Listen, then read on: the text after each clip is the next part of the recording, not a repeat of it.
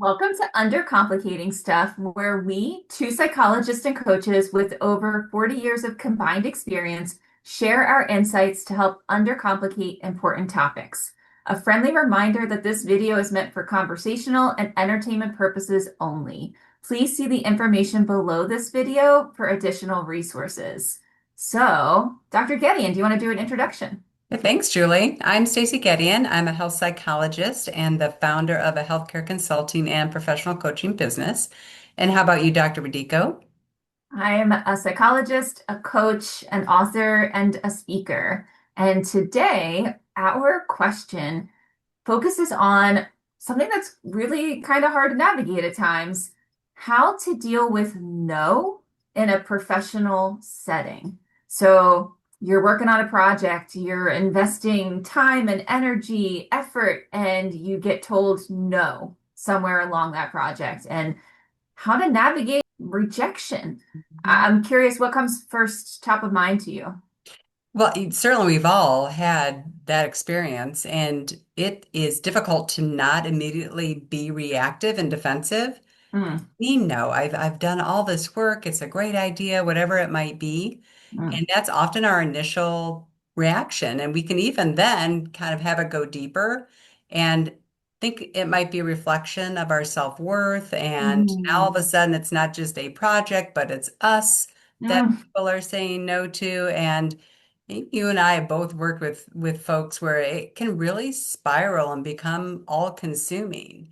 And we're hoping today to kind of bring up some ideas and some ways to manage the no's in a professional setting. I want to re-emphasize your point of how when we hear no, people can take that to be an attack on their self-worth. Hmm. And working with individuals like professional women are oftentimes dealing with feelings of perfectionism, and a no can be especially hard if that is seen as this challenge to, oh, well, that somehow deep inside means that I'm not worthy of my position or my like abilities are being doubted altogether because I was told no in this portion of this project. And so our minds and our mindset can really get us into trouble if we are hearing, it might be frustrating, getting a no. It's valid. It could be upsetting, frustrating. There can be emotional reaction that comes with that, understandably. If that somehow we're leaping, whether we recognize it or not, to this is attacking me as like at my core, that's really something that gets people into trouble, especially again if they're dealing with this like perfectionism kind of stuff.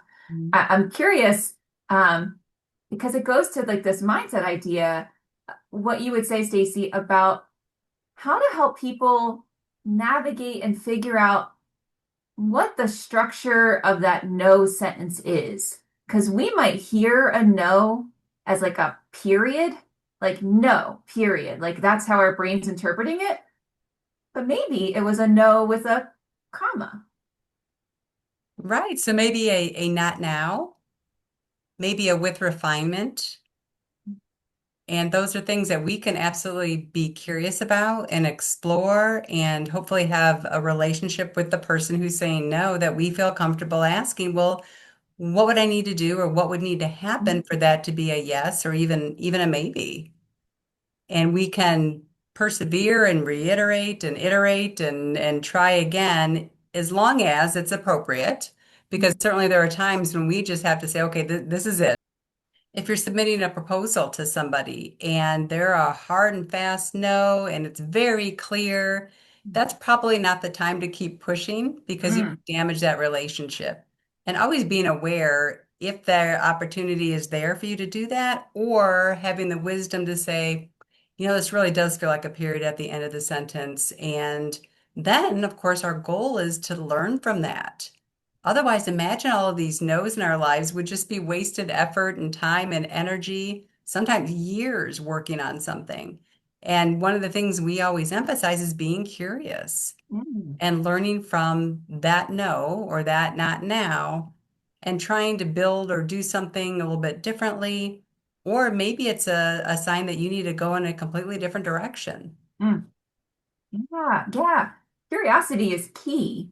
Curiosity with wanting to really like thoughtfully and not in a way to sort of like justify why you're right and they're wrong in saying no. Good You point. know, maybe you realized it was a no with a comma, and that curiosity can help you hopefully not get into this defensive space when you're trying to figure out, oh, okay, well, what directions could I go in? Or what resources do I have access to? How could I improve what I'm working on? Or maybe the person who's saying no has information, like maybe they're in a role above you in the system, they're your supervisor in some capacity.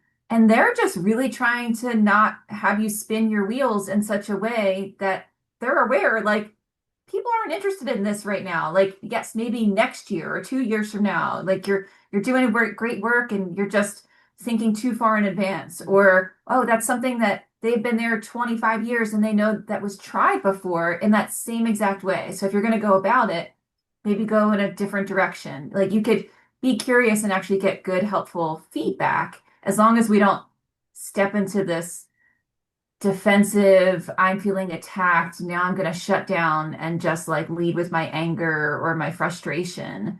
Because that's going to make nobody want to work with you, and maybe might make them more likely to say, you know what, Julie's great, but I know she gets really defensive when I give her any feedback, and now I just don't want to work with her or give these same opportunities that I maybe would have if she took no a little bit better. Right, right. And to add to that, I'm mindful of we're not saying that you get a no and 5 minutes later you're right back at it and you've learned your lesson and you're going to grow. And, it will need time to process. And we've talked about this before in other videos. It may be a no with a small n or a capital N. It may be a small deal. It may be a huge deal. And being sure that you give yourself time and honor the emotions because there may be Mm. some feelings of loss and grief and disappointment, and all of that is completely understandable and natural. And you might want to journal, vent to a friend, Mm. and before you're able to kind of move on. So I think we want to make that point too, is honor those emotions and kind of, again, maybe the disappointment, and allow that time, then regroup and see, are you going to persist and try something different with that same person or that same project? Or is this, again, your sign to go in a different direction? I don't know if you've had this experience. I have, where there was something, graduate school. The first time I applied, I only applied to two schools. Don't know what I was thinking. Didn't get in. Devastated. Applied to a different set of schools next year, got in. And then when I think about the timing of things that followed from my life, then it kind of worked out.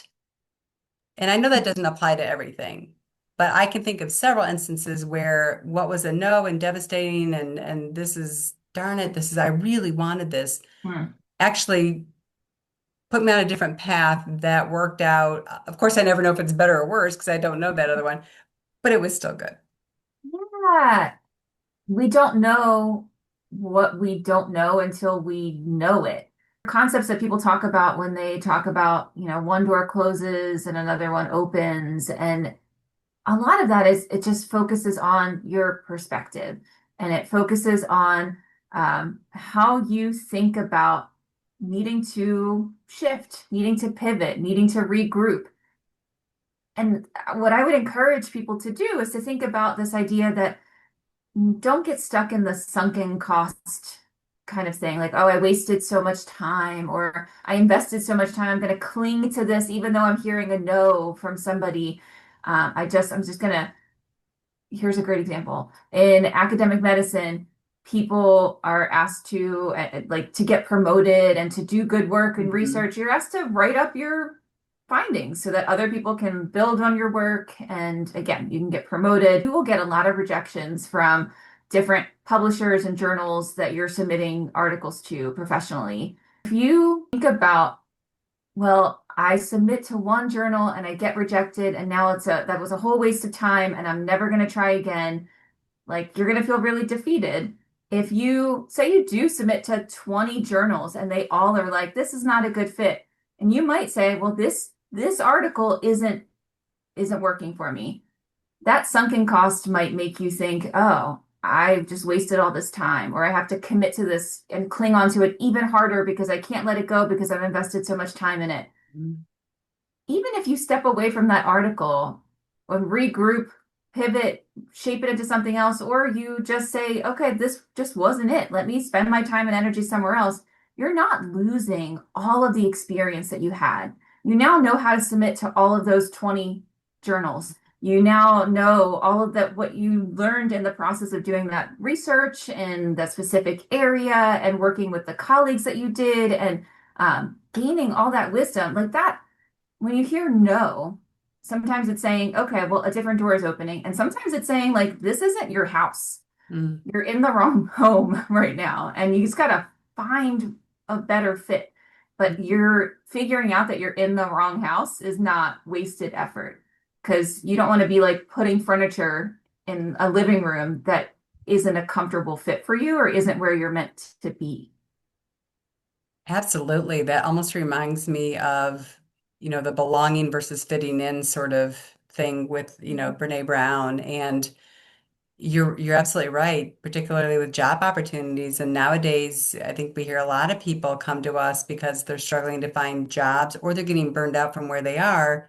And it's more of a belonging issue and Mm. able to thrive in those settings. And so that could be a reason why there's a no, is because it really isn't something that you would feel like you belong in. But again, it's tough. And my one of my key takeaways, I think, would be is to try to balance the persistence of keeping going with the wisdom and knowing when to keep trying and then when to kind of move on to something else. I think that's a fantastic point. Building on it, no is a growth opportunity.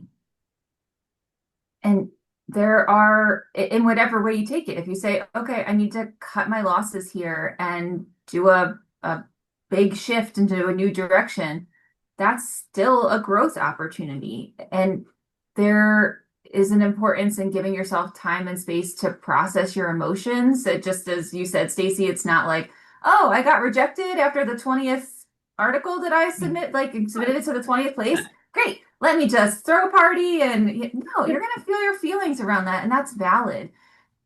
Also, what do you want to do with the energy behind that? And how do you want to pivot to give yourself opportunities to, grow rather than getting stuck and putting your head down and being like, this is it. This is my only shot, my only opportunity, and I need to dig my heels in and just be frustrated and angry and upset and that doesn't help you in any way, shape, or form. If this topic resonated with you, please share it with somebody that you care about, especially those who you know might be dealing with perfectionism and might be really struggling with their self-worth and doubting themselves if they're being told no.